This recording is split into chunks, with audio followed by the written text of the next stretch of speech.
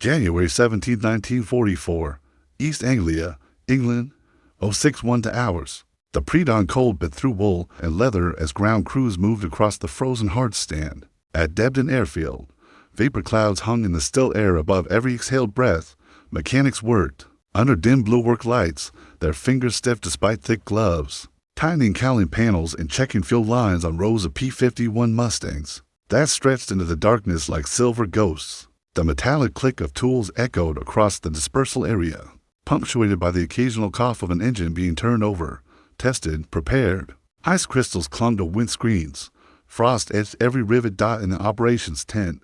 Mission maps bore red string tracing routes deep into Germany farther than any escort fighter had reliably reached before. The briefing officer's pointer tapped Berlin, then swung back to the English coast, lingering over the distance. Pilots shifted in their seats, calculating fuel, time, risk. They had flown these missions before. They had turned back before. Running dry over enemy territory was a death sentence no amount of skill could overcome. But this morning, something had changed. A modification so simple, it seemed almost trivial, yet it would rewrite the air war over Europe and leave German engineers struggling to comprehend how American fighters now crossed distances that defied every calculated limit. The modification was a fuel line, not an engine, not a revolutionary design. A fuel line in the stubborn, methodical ingenuity that refused to accept mechanical limitations as fate taught by the winter of 1944. The air war over Europe had reached a brutal equilibrium. American heavy bombers B-17 flying fortresses and B-24 Liberators flew deep into the Reich in massive formations, striking factories, rail yards, and oil refineries with increasing precision, but the cost was staggering. Luftwaffe interceptors, flying from well-defended bases with experienced pilots and superior climb rates, tore into bomber formations with coordinated attacks that left the sky streaked with smoke and falling metal. On some missions, loss rates exceeded 10%. Entire squadrons vanished in minutes. Crews who survived one tour considered themselves blessed. Those who flew two were statistical miracles. The problem was range. American escort fighters P-47 Thunderbolts and early P-38 Lightnings could accompany bombers partway into Germany, but fuel capacity forced them to turn back long before the bombers reached their targets. The final leg, deep into enemy airspace, was flown alone. German controllers exploited this ruthlessly, holding their fighters back until the escorts peeled away, then launching mass attacks against undefended formations. The bombers fought back with coordinated defensive fire, but against skill. Pilots in nimble Bf-109s and FW-190s, courage and discipline could only do so much. The mathematics of attrition were unsustainable. The P-51 Mustang offered a solution in theory, powered by the Rolls-Royce Merlin engine and blessed with exceptional aerodynamic efficiency. The Mustang had the range to escort bombers all the way to Berlin and back. It was faster than German fighters at altitude, maneuverable enough to dogfight, and armed with 6.50 caliber machine guns that delivered devastating firepower. On paper, it was the escort the 8th Air Force desperately needed. But early operational experience revealed a troubling pattern. Mustangs were turning back early, forced to abort missions not by enemy action, but by fuel system failures that left pilots with rapidly dwindling tanks and no choice but to head for home or risk flaming out over hostile territory. The failures were maddeningly inconsistent. Some aircraft performed flawlessly, others lost fuel pressure at altitude, forcing pilots to switch tanks early or burn through reserves faster than planned. Maintenance logs filled with reports of airlocks, vapor formation, and fuel starvation. During climbs, engineers traced the problem to the auxiliary fuel system, specifically to the boost pumps and feed lines that transferred fuel from the underwing drop tanks and internal reserves into the main system. Under the extreme cold, at low pressure at 25,000 feet, fuel behaved unpredictably. Air bubbles formed, lines froze, pumps cavitated. What worked perfectly on the ground failed catastrophically in combat conditions. For German intelligence officers analyzing wreckage and interrogating captured American pilots, these failures were expected. Fuel systems were notoriously temperamental.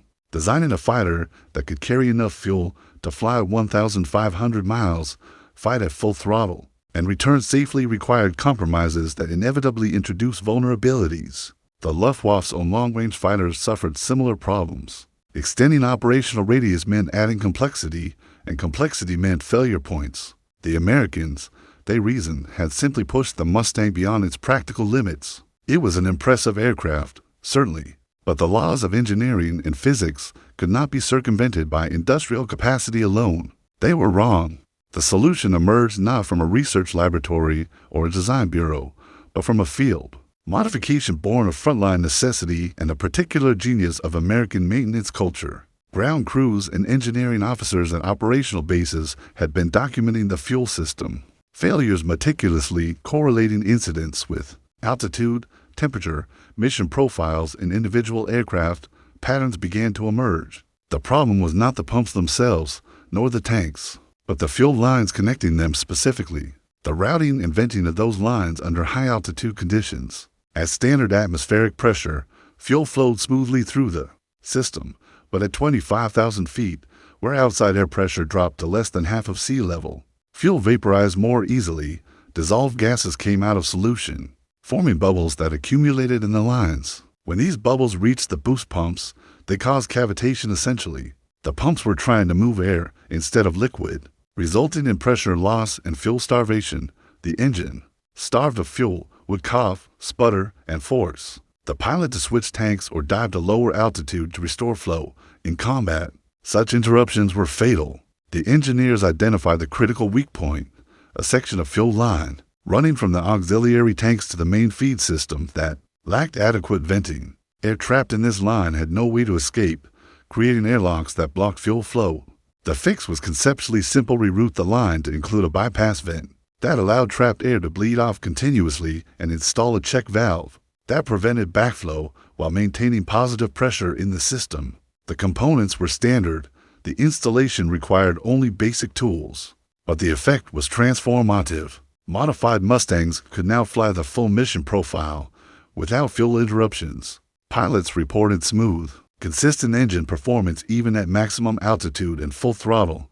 Fuel consumption matched projections. Auxiliary tanks drained completely. The nagging uncertainty that had plagued earlier missions: will my fuel system hold, or will I be forced to abort, vanished.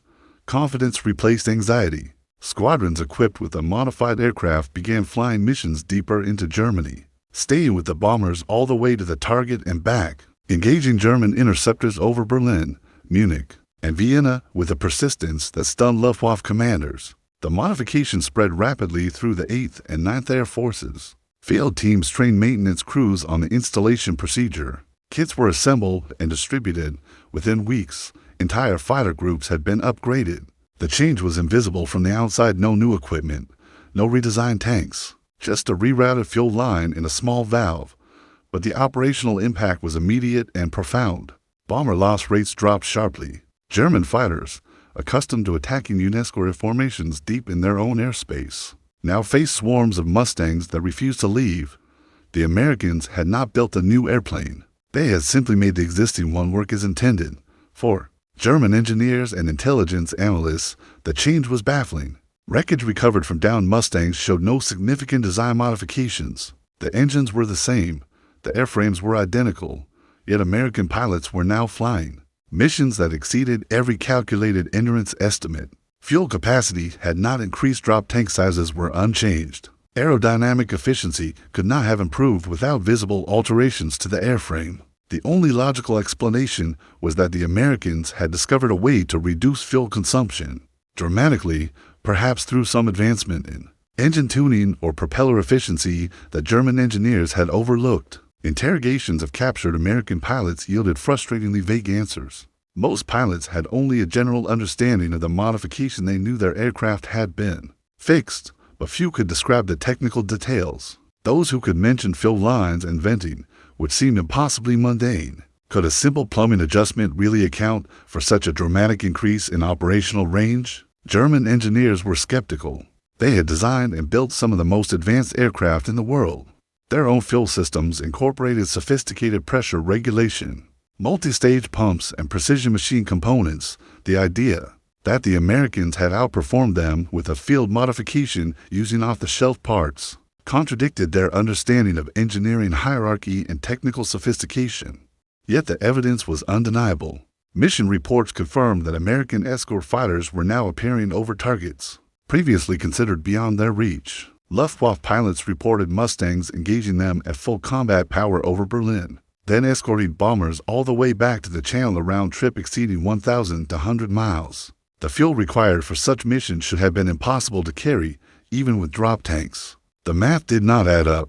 Unless the Americans had solved a problem German engineers considered insoluble.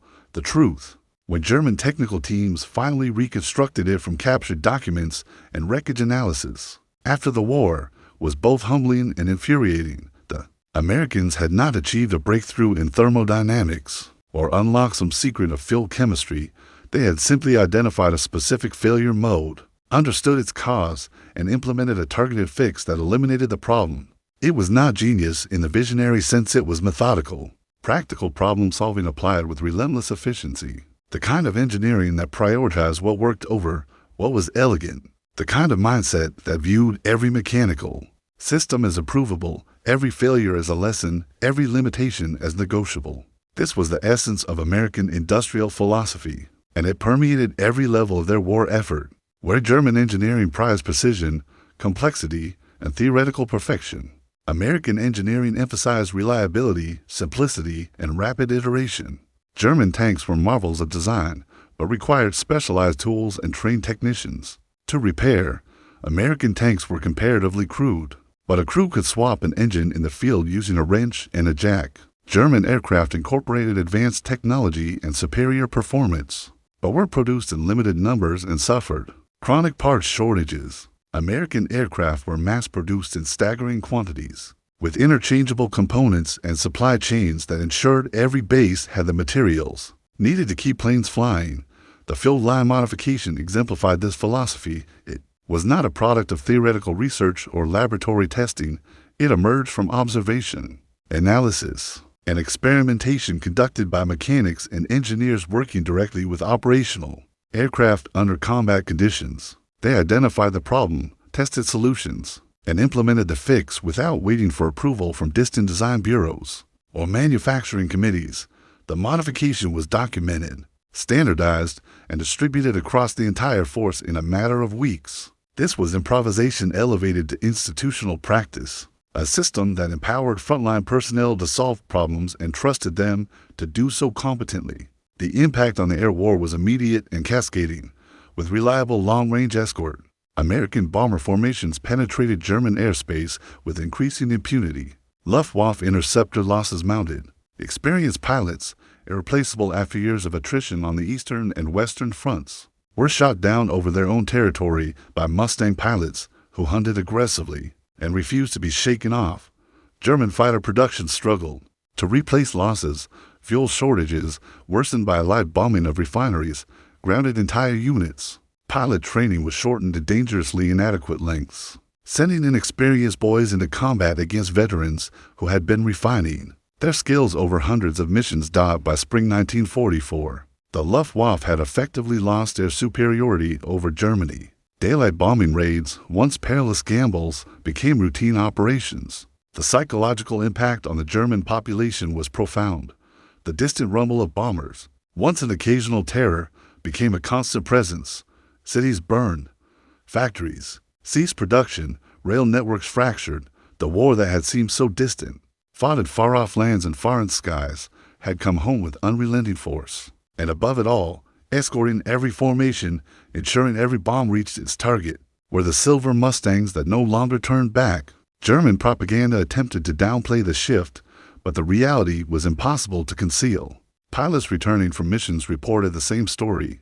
American fighters everywhere, at every altitude, at every stage of the mission. The Luftwaffe's strategy of waiting for escorts to depart no longer worked because the escorts never departed. Defensive tactics that relied on outlasting the enemy's fuel supply were rendered obsolete. The Americans had solved the endurance problem, and in doing so, they had fundamentally altered the strategic balance for the engineers and tacticians who had designed Germany's air defense system. The lesson was bitter. They had assumed that technical limitations were universal, that physics constrained American aircraft the same way it constrained German ones. They had built their defensive strategy around those assumptions, planning their interception timelines, and fuel reserves based on calculated escort ranges. When those calculations proved wrong, the entire system collapsed, not because of a failure of intelligence or a lack of skill, but because they had underestimated the American capacity for practical innovation. They had assumed the enemy would play by the same rules. They had not anticipated an opponent who simply rewrote the rules when they proved inconvenient. The fuel line modification also revealed something deeper about the nature of American military logistics and industrial culture. The fix itself was unremarkable: a rerouted tube, a check valve, a vent line, components that cost dollars, not thousands, installation that took hours, not weeks. But the system that enabled that fixed the culture of documentation, analysis, communication, and rapid implementation was extraordinary. Ground crews at operational bases were encouraged to report problems, suggest solutions, and experiment with modifications. Engineers reviewed these reports systematically, identifying patterns and testing hypotheses. Successful modifications were documented, distributed, and adopted across the force with minimal bureaucratic delay. This stood in stark contrast to German practices, where design authority was centralized in established firms and engineering bureaus. Field modifications were discouraged unless formally approved through official channels, a process that could take months. Initiative was respected in combat, but technical authority was rigidly hierarchical. The idea that a mechanic in a forward base might identify and solve a design flaw faster than a team of engineers in Munich was culturally inconceivable. Yet that was precisely what the Americans had done repeatedly across every theater of the war. The fuel line fix was not an isolated incident. Similar stories filled maintenance logs and after-action reports throughout the war. Engine baffles modified to prevent oil starvation in dives. Oxygen system regulators adjusted for high-altitude reliability. Gun mechanisms tweaked to reduce jamming in cold weather. Radio installations shielded to prevent interference. Each modification small in itself, but cumulatively transformative. Each one the product of observation, experimentation, and the institutionalized belief that problems existed to be solved, not endured. German soldiers and engineers who encountered this mindset firsthand during the war and later during occupation and reconstruction often expressed a mixture of admiration and frustration. The Americans, they noted, were not necessarily smarter or more technically skilled, but they were relentlessly practical. They did not waste time debating the theoretical optimal solution. They implemented the good enough solution immediately, tested it, refined it, and moved on. Perfection was not the enemy of progress, it was irrelevant. What mattered was what worked, right now, in the real world, under actual combat conditions. This pragmatism extended to every aspect of American military operations. Supply chains prioritized availability over elegance. Equipment was designed for rapid production and ease of maintenance. Training emphasized adaptability and problem-solving over rote procedure. Doctrine was treated as a guideline, not scripture. Officers were expected to exercise judgment. Enlisted personnel were trusted with responsibility. The entire system was built on the assumption that intelligent, motivated individuals, given the right tools and information, would find ways to accomplish the mission. And they did. For the German engineers who studied captured American aircraft after the war, the fuel line modification became a symbol of everything they had misunderstood about their opponent. They had focused on performance metrics, speed, armament, armor, and concluded that American equipment was adequate but unremarkable. They had noted the industrial capacity and assumed it was simply a matter of quantity overwhelming quality. They had not grasped the deeper advantage, a system optimized not for initial superiority, but for continuous improvement. A military culture that treated every mission as a learning opportunity and every failure as data to be analyzed and corrected. The P-51 Mustang, with its modified fuel lines, became the most effective fighter of the European theater, not because it was the best design on paper, but because it was the best design in practice. It worked. It was reliable. It could be maintained in the field with standard tools and available parts. And when problems emerged, they were fixed quickly and efficiently. This was not glamorous. It did not inspire awe in the way a sleek, cutting-edge prototype might. But it won the war. Captured Luftwaffe personnel, interviewed after the war, frequently commented on the disparity between expectation and reality. They had been told that German engineering was superior, that their aircraft represented the pinnacle of technical achievement. They believed it, and in many ways, it was true. A late-war Bf-109 or FW-190 was a sophisticated, high-performance machine. But sophistication meant complexity. Complexity meant maintenance challenges. Challenges meant downtime. Downtime meant fewer sorties. Fewer sorties meant the best aircraft in the world sat idle while American pilots, flying their adequate Mustangs, ruled the skies. The fuel line modification was a microcosm of this dynamic. German engineers could have implemented the same fix. They had the knowledge, the tools, the materials. But their system was not structured to encourage or even permit such initiatives. Authority flowed downward. Innovation flowed upward, slowly, through bureaucratic channels. By the time a problem was officially recognized, analyzed, and a solution approved, months had passed.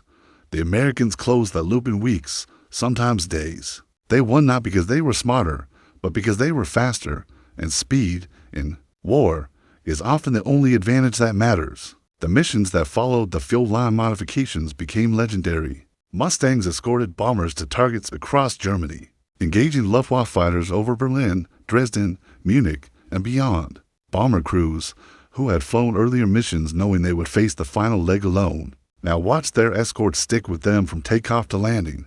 The psychological reassurance was immeasurable.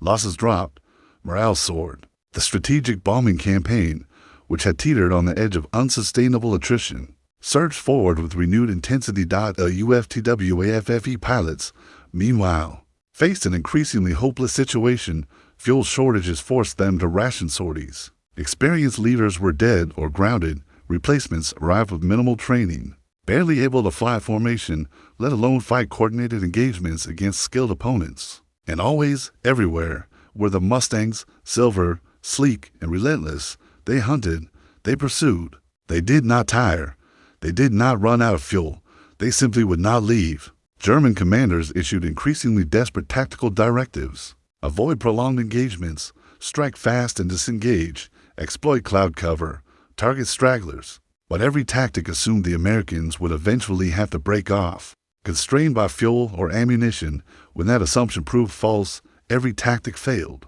The Luftwaffe, once the most formidable air force in the world, was reduced to defensive scrambles and futile sacrifices. Throwing inexperienced pilots into combats they had no realistic chance of surviving, simply to disrupt bomber formations and inflict whatever casualties they could, before being overwhelmed. For the engineers and planners who had designed Germany's air defense strategy, the collapse was devastating not just militarily, but intellectually. They had understood the problem correctly. They had calculated the parameters accurately. They had built defenses that should have worked, but they had not accounted for an enemy who refused to accept the parameters as fixed, who treated engineering limitations not as laws of nature, but as problems to be solved, and who empowered their personnel at every level to solve them. This was the lesson the fuel line modification taught, that wars are not won solely by superior technology or brilliant strategy, but by systems that adapt faster than the enemy can respond. The Americans had built such a system, and it proved more valuable than any single weapon or tactic. The Mustang was a great fighter. The fuel line modification made it unstoppable. Together, they represented the industrial and intellectual power of a nation that approached war not as a test of heroic will, but as a problem to be solved with relentless, methodical efficiency. After the war, German aviation engineers studied American maintenance practices and operational procedures with intense interest. Many were recruited to work on post-war projects, both in Germany during Reconstruction and abroad. They brought with them a deep respect for technical precision and theoretical rigor, but they also carried the lessons of defeat. They had learned that excellence in design meant nothing if aircraft sat grounded for lack of spare parts. That sophistication was worthless if mechanics could not repair systems in the field. That theoretical performance was irrelevant if reliability failed under operational stress. The American approach emphasizing modularity, standardization, ease of maintenance, and rapid iteration became influential in post-war aviation design. Worldwide, commercial aviation, in particular, adopted these principles. Airlines demanded aircraft that could be serviced quickly at remote airfields. With limited equipment, manufacturers designed systems with redundancy and fail-safes. Engineers prioritized reliability over marginal performance gains. The result was the foundation of modern aviation, where safety and efficiency matter more than raw speed or technological elegance. The P-51 Mustang, with its simple, effective fuel line modification, became a symbol of this philosophy. It was not the fastest fighter, it was not the most heavily armed, it was not the most advanced, but it was the most effective because it worked consistently under the conditions that mattered. And that, more than any technical specification, was what won the air war over Europe. In the decades that followed, the story of the fuel line modification faded into the background of larger narratives about industrial might and strategic bombing. Historians focused on production numbers, loss rates, and the strategic impact of air superiority. The Mustang was celebrated as a decisive weapon, but the specific reasons for its effectiveness, the small, unglamorous modifications that made it reliable, were often overlooked. Engineers and mechanics who had implemented the fix returned to civilian life, carrying their skills into industries that rebuilt nations and launched the modern age of aviation.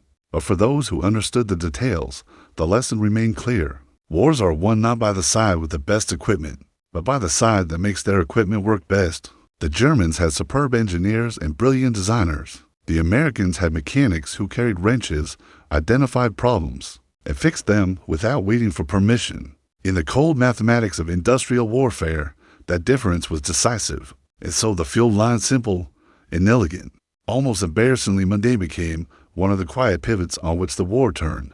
Not because it was revolutionary, but because it was practical.